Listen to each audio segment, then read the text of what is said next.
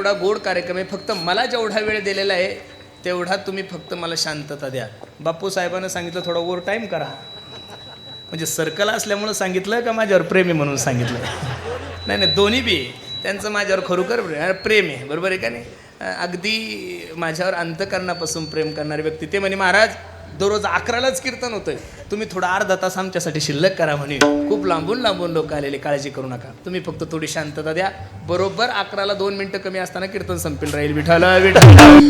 भाग्योदयन बहुजन समर्जितेन सतसंग मंच लभते पुरुषो यदा वै. काय सुंदर श्लोक भागवतकारांनी खर्च केलाय. भाग्योदयन बहुजन्म समर्जितेन सतसंग मंच लभते पुरुषो यदा वै.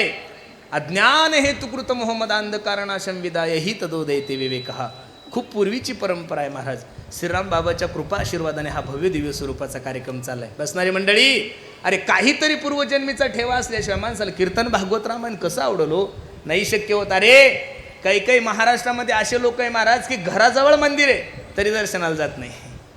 मग एवढा सुंदर सप्ताह चालू आहे तरी सुद्धा काही काही इकडे येऊन पाहत नाही. नास्तिक माणसाचं वर्णन करत असताना भागवतामध्ये एक श्लोक खर्च केलेला आहे. यदा वेदेषु देवेषु गोषु प्रेषु साधुषु धर्मीमय विद्वेषु सवाषु विनश्यती.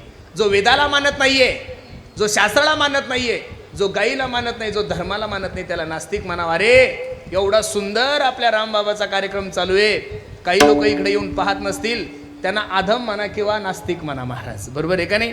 म्हणून प्रत्येकाच्या नशिबात कीर्तन नाहीये. काही काही महाशेतूनच ते जेवण करतात आणि झोपायला घरी जातात. म्हणजे प्रत्येकाच्या नशिबात कीर्तनही नाहीये, प्रत्येकाच्या नशिबात रामायणही नाहीये, आणि प्रत्येकाच्या नशिबात भगवंताची सेवाही नाहीये. आपण सर्व मंडळी पुण्यवान आहात की तुमच्याने माझ्या जीवनामध्ये हा सुवर्णयोग तुम्हाला आणि मला प्राप्त झाला. बहुत सुकृताची जोडी म्हणून विठ्ठली शेवटचं